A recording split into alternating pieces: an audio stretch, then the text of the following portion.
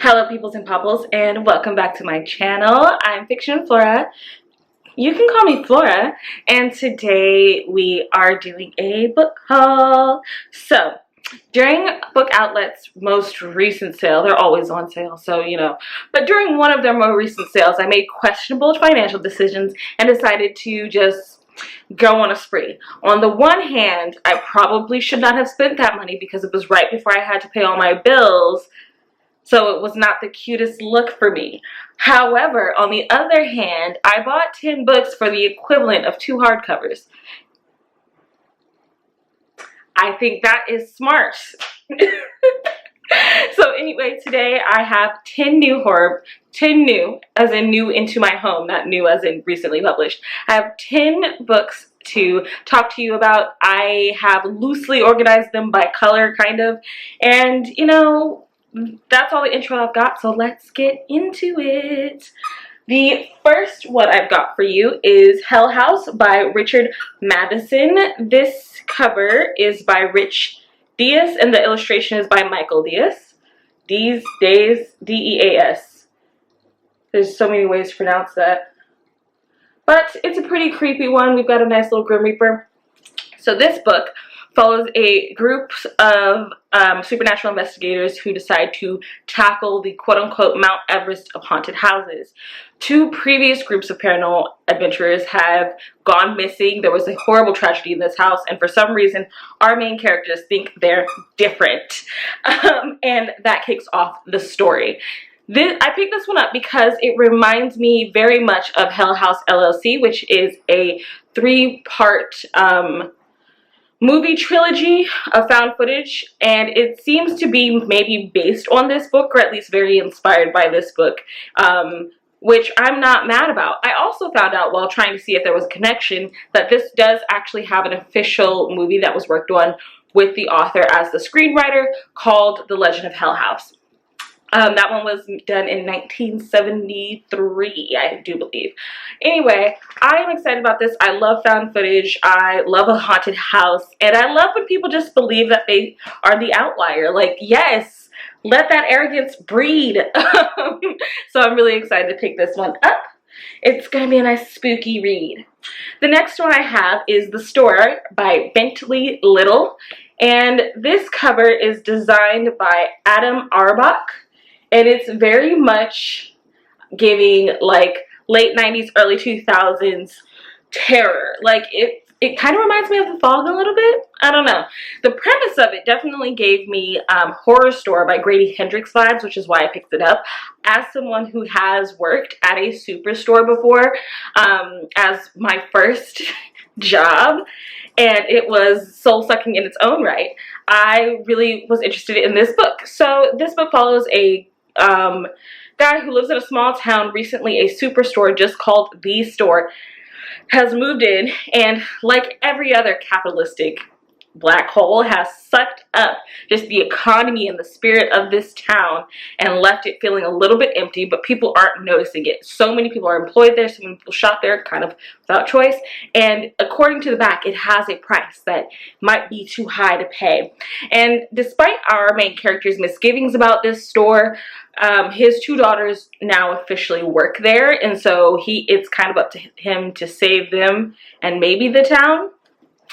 So this one is written in like the 90s, I think, so I'm expecting some period typical sexism, probably a little bit of that savior complex that they love to give, but I'm really hoping that it's going to be action-packed. I hope it's going to have my heart pounding, and I hope it really captures that like monotony and frustration of working at a superstore, working in customer service in one of those places, which really truly is just draining.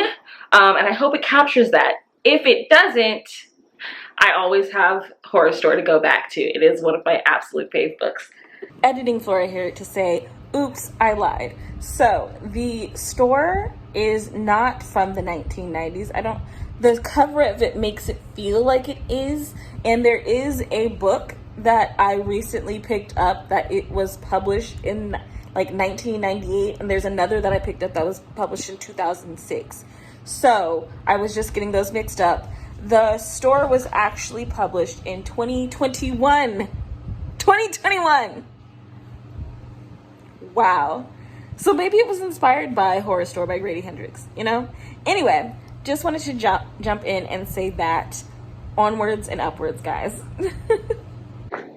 The next two I have are basically in the same universe, so I'll present them together.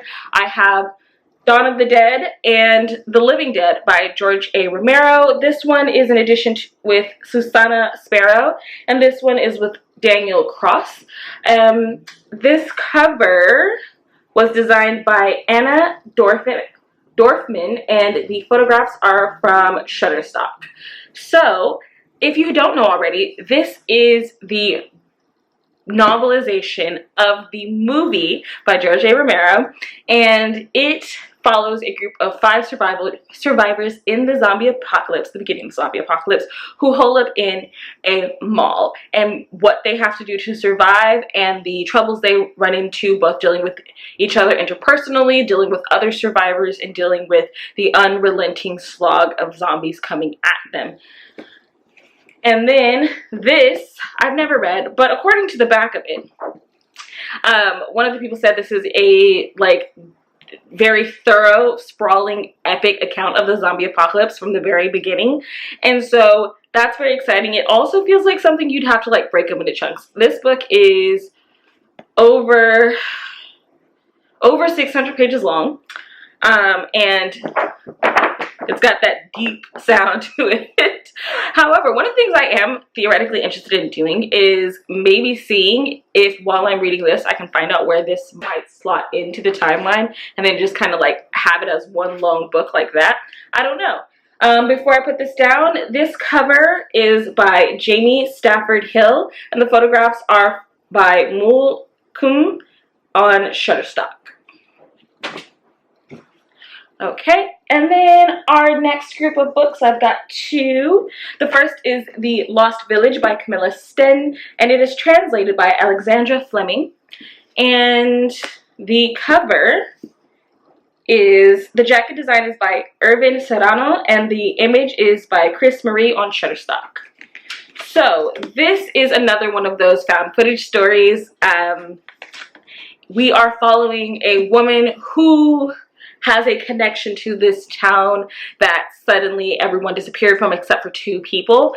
The 2 people that were left over was a woman who was stoned to death by the town, in the town square, and then a young child. Her grandmother was a part of the townspeople who disappeared, and so she's going back to this town to find out what really happened. But when they get there, things start going wonky, as you would expect. Their equipment starts getting broken. What did they say? They said, equipment is destroyed, people go missing. As doubt breeds fear and their minds begin to crack, one thing becomes startlingly clear. They are not alone. They're looking for the truth, but what if it finds them first? What if it finds them first? I picked this one up because it reminded me of the most recent Paranormal Activity movie, which was Paranormal Activity, like Bloodline or some shit like that, where a woman goes back to where her mother was born and encounters all kind of spooky interactions. It also vaguely reminds me, once you get to the description of things going missing and things stopping working, very much Blair Witch Project. Am I wrong? Am I wrong? Anyway, like I said, I do love a found footage movie, and I love a found footage style book. Very excited about this. Next, I have The Terror. This is by Dan Simmons. I think it's Simmons. And the cover for this is, the cover art and photographs are by Aidan Monahan, and AMC Network Entertainment LLC, blah, blah, blah. So this is another chunky book. When I selected it, I didn't know how big it was. I thought it was going to be a cute little read. Maybe I could pick it up, but I can't. It's huge. I know this does have a TV series. I know nothing about it, but my coworker says it was pretty great, though very different from the book. But maybe it'll be something I decide to watch once I'm done with this. So, about The Terror. The Terror follows a group of, I think they are the second expedition to make it through the Northern Passage, and They are stuck there. The ice has not thawed. They cannot get out, and so they are dealing with the fact that their food supply is dwindling or poisoned. Their ship is not being able to stand up to the cold. You know, they don't have enough clothing and insulation to survive there for that much longer. Also, something is like hunting them, so they have to deal with that. So in addition to the paranoia and like mood swings that come from hunger and isolation, we have to deal with something that is actively looking to harm them. And it sounds like a great book. I have already reserved the audiobook, which is 28 hours long, from my library. So I am really hoping to get this one started, maybe not completed, but at least started within the next few weeks, because it seems like a spooky ooky time. The next one I have is Cold Storage by David Cope. And this cover is designed by Will Stayhill, and the cover photograph the spray was taken by Kitsana, 1980, on Shutterstock, and the man was taken by Turbo Squid, also on Shutterstock. So this is a story that takes place over a single night, and we are following a ex-Pentagon bioterror, oh actually, is he still one? A Pentagon bioterror operative who previously investigated a suspected biochemical attack and found something far worse, and so they froze it, smacked it in a box, and then like hid it away. But now it is coming out. Yes, it's on a lethal feeding frenzy, and only Diaz, our operative, knows how to stop it. And so he, along with two other people, a pregnant woman and an ex-con, I don't know why that is how they decide to describe people, ex-con. She's a woman who happens to be, I digress, let's not get into it, who are going with him on this one night to try and stop this evil, and only they can save the city. This is also something that I think is written in the early, like in the late 90s, early 2000s. When was this first published? Oh! This was written in 2019? Wow! Look at me. I was wrong.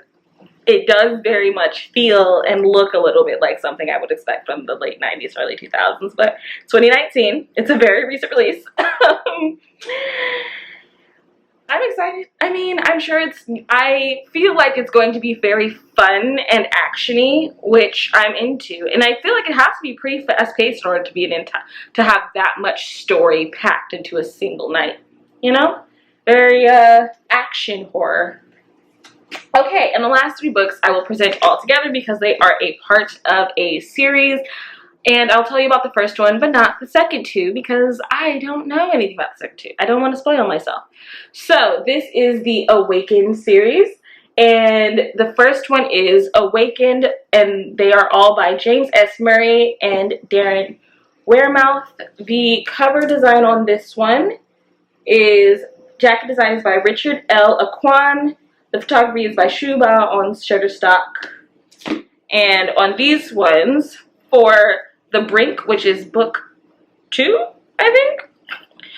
For book 2, the cover is by...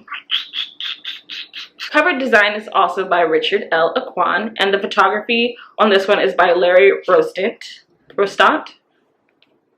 And then for this one, our cover design is by...